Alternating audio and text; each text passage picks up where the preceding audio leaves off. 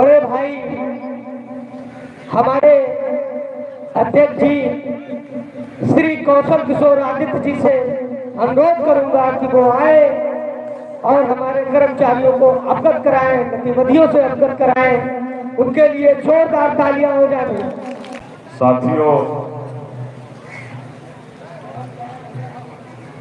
आप लोगों के बीच में एक बहुत अच्छी लहर सुन रहे हैं। इस संविधान के वजह से डीएम-एसपी, मुख्यमंत्री, प्रधानमंत्री, डीसी सभी लोग बने हैं। ये लहर, ये संविधान ने जो हमें अधिकार दिए हैं, उन्हीं संविधान के स्तर से ही हम लोगों की भी स्मारक कर्मचारी भाइयों की नियुक्तियां हुई हैं। और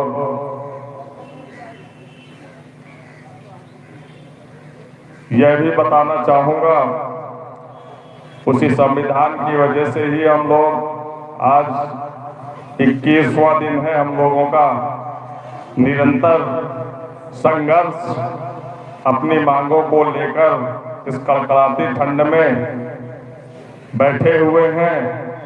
जब तक हमारी मांगे नहीं पूरी होती हैं, इसी तरह से संघर्ष जारी रहेगा मेरे साथियों। और आप लोगों को बीच में एक संदेश यह भी आया होगा कि समस्त लेखाकार, सहायक लेखाकार, वित्त प्रबंधक, मुख्यालय कार्यालय संबद्ध रहते हुए सारे कार्य किए जाएंगे। तो वित्त प्रबंधक के स्तर से कौन सा कार्य होना है, ये आप सभी लोग बेहतर जान रहे हैं कि किस संबंध में कार्य ये सुगमता पूर्वक कल से जारी किया गया है। और आज रविवार को भी कार्यालय खुला हुआ है। तो ये जो रविवार को कार्यालय खुला है, ये हम लोगों के संघर्ष का नतीजा है। जो आज अवकाश दिवस पर भी वो लोग उल्टे पांव भागकर मुख्यालय में बैठकर हम समस्त कर्मचारियों के 10% वेतन से की गई कटौती का ब्यौरा उपलब्ध करा करके ये समस्त कर्मचारियों का व्यक्तिगत खाता खोलना चाहते हैं। लेकिन मेरी लड़ाई व्यक्तिगत खाते की नहीं है। मेरी लड़ाई, मेरा संघर्ष व्यक्तिगत खाते के साथ साथ एनपीएस की है। वो इस भ्रम में बिल्कुल ना रहे कि हम इनका व्यक्तिगत खाता खोल दें, ये शांत हो जाएंगे। संघर्ष बार बार नहीं किया जाता है।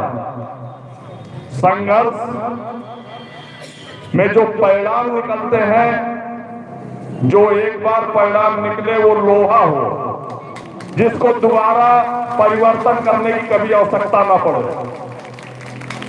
तो मैं इस मंच के माध्यम से बताना चाहूंगा कि व्यक्तिगत खाते के साथ साथ एनपीएस का आदेश निर्गत करा ले, वरना आपकी सारी मेहनत व्यर्थ जाएगी। उसके बाद ही कोई अग्रिम कार्य स्टार्ट करे। साथियों,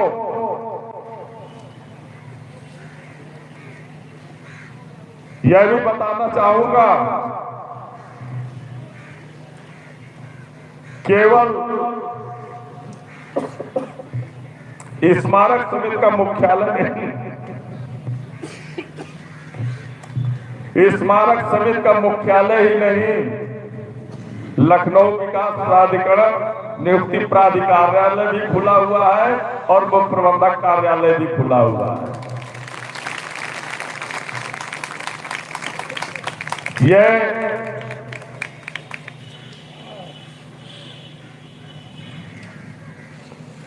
जो लहर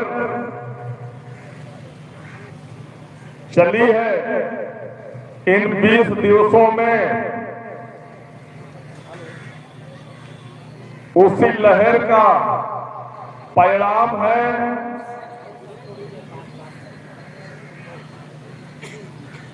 अधिकारियों के अंदर हलचल, बेबसी, लाचारी स्पष्ट दिखाई दे रही है कि अगर हमने इनका काम नहीं किया, इनकी मांगों पर शासनादेश निर्गत नहीं किए तो कहीं ना कहीं हमारी भी नौकरी जाने का संभावना बन पा रही है।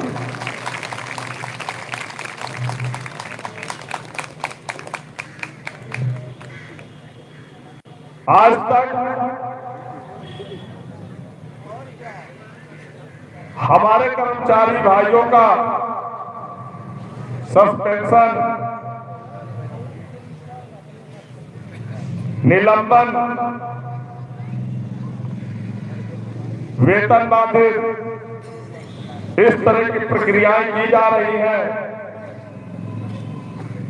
अभी तक आपके बीच एक नीरज सिंह कुशवाहा बैठे हुए थे। अपर्णा सरकार परिक्षेत्र प्रबंधक थी उस समय। यह भी बता दूं 20/6 में उनकी सेवा समाप्त कर दी गई। 20/6/2020। लेकिन चूक उन्होंने की है, हो सकता है उसका खामियाजा भुगतना पड़े, क्योंकि उस पत्र में स्पष्ट दर्शाया है कि 20/6/2020 को उनकी सेवा समाप्ति की जाती है, लेकिन नियुक्ति प्राधिकारी महोदय जी के हस्ताक्षर 2021 में हो रहे हैं। जनवरी 2021 में हस्ताक्षर किए जा रहे हैं और हस्ताक्षर होने से 6 महीने पहले ही सेवा समाप्त कर दी गई। ये कौन सा नियम है भाई? आदेश 2021 में निर्गत हो रहा है और सेवा समाप्ति 2020 में कर दी जा रही है। हम इसकी मांग करेंगे उस कर्मचारी भाई को पुनः सेवा में लिया जाए, क्योंकि उसकी स्थिति इस तरह से बदतर हुई है। सुनकर और देखकर इतनी तरस आती है कि इसी धरना स्थल पर अन्य विभागों के लोग कर रहे धरना पर रात में जब वो खाना बनाते हैं तो उनके बर्तन जब वो धुलता है तब उसको बदले में शाम को खाना मिलता है। सेना के सम्मान में हम सब हैं मैदान में, यह सम्मान में कर रहे हो। बहुत ही दुख की बात है। यहाँ जरूरत नहीं, वहाँ भी उसको रोड में लाना, दर दर के ठोकरे खाने पर मजबूर किया है तो किसने किया है? अपर्णा सरकार भवन। इसकी मांग हम रखेंगे, बात की जाएगी। सेम इसी स्थिति में आपके कांसीराम स्मारक स्थल से एक कर्मचारी और है, नंदराम। तुरंत हटाओ। जब वो सेवा में आया था उसकी मानसिक स्थिति, शारीरिक स्थिति पूर्णतः सही थी।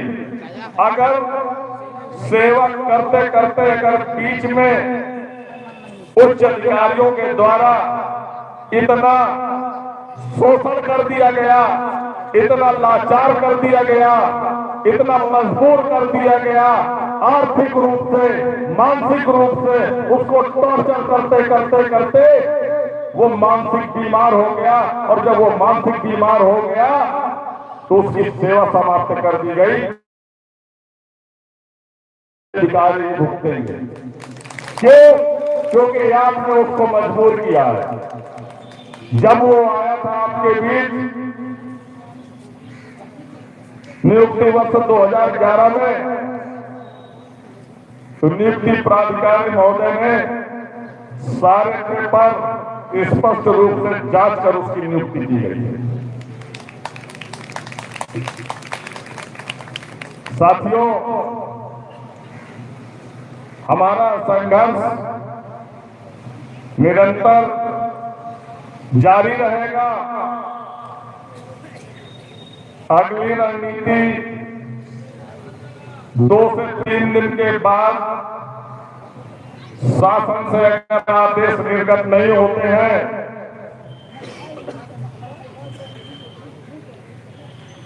तो अभी हमारे पास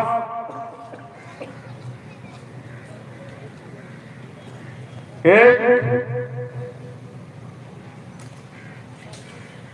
चूड़ी और बची है जिसको थोड़ा सा टाइट करना पड़ेगा। वो चूड़ी होगी निर्वाचन का कार्य, जिसमें हमारा स्मारक समिति का कर्मचारी भाई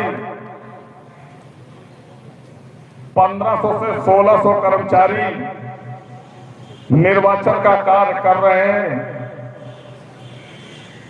हम नहीं चाहते कि निर्वाचन का कार्य बाधित हो।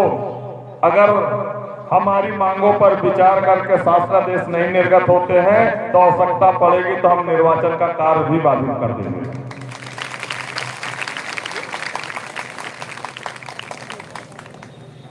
देखते हैं, विचार करते हैं, नहीं चाहते कि इन चीजों की आवश्यकता पड़े और हमारे मांगों पर विचार करके शासनादेश निर्गत करें। नियुक्ति प्राधिकारी महोदय जी से निवेदन करूंगा, स्मारक समिति अध्यक्ष महोदय जी से निवेदन करूंगा कि हमारी मांगों पर विचार करें। अगर नहीं आप विचार करते हैं तो माननीय मुख्यमंत्री महोदय जी से भी निवेदन करूंगा, क्योंकि आप यशस्वी मुख्यमंत्री हैं, पुणे प्रदेश में आपकी वापसी हुई है। आपकी छवि इतनी अच्छी है कि आपको पुणे प्रदेश की जनता ने वापस लिया है और आपके द्वारा निरंतर 7 वर्षों से स्मारक समिति को भरपूर बजट भी दिया जा रहा है, किंतु शासन में बैठे उच्च अधिकारियों के द्वारा हर वर्ष बजट वापस कर दिया जाता है। तो मैं माननीय मुख्यमंत्री महोदय जी को संज्ञानित कराना चाहूंगा कि जब बजट वापस किया जाता है तो उन संबंधित अधिकारियों को तुरंत तलब करें। क्यों? आपको ये खर्च करने के लिए दिया गया था, स्मारक समिति के कर्मचारियों के लिए लाभ के लिए दिया गया था, कर्मचारियों को लाभ नहीं दिया और वो बजट वापस कर रहे हो। इस पर भी विचार करना चाहिए कि अनुरक्षण के कार्य के लिए जो बजट दिया गया, अगर 100 रुपया दिया गया है तो 100 रुपए में आपने 1 रुपया वापस नहीं किया, उसको पूरी ईमानदारी से खाने में लगाया है। कागजी केवल खाना पूर्ति करके मेंटेनेंस के नाम पर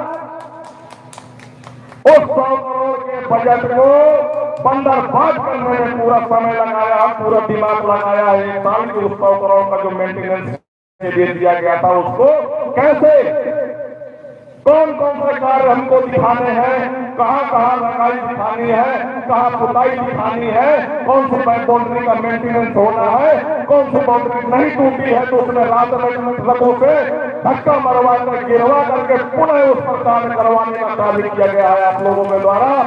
तो मैं बताना चाहूंगा माननीय मुख्यमंत्री महोदय जी को कि इसकी भी नियुक्ति वर्ष 2011 से जितना भी मेंटेनेंस के नाम पर बजट दिया गया है, इसका भी ऑडिट हो और समस्त क्षेत्रों का निरीक्षण हो और समस्त क्षेत्र के कर्मचारियों से पूछताछ की जाए कि यहाँ पर कभी कोई कार्य हुआ है या नहीं हुआ।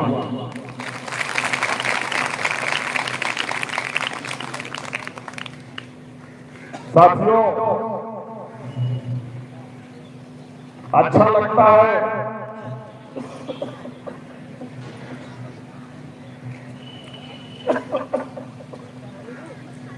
स्वास्थ्य ठीक नहीं चल रहा है। आप लोगों का सहयोग बहुत अच्छा मिल रहा है। मैं इसी के साथ अपने शब्दों को विराम देता हूं और कल से आप लोग निरंतर समय को ध्यान में रखते हुए अच्छे संख्या बल के साथ आप लोग उपस्थित हो। सफलता आप लोगों की कदम अवश्य चूमेगी। जय हिंद, जय भारत। आवाज दो। आवाज ही नहीं है लोगों के पास।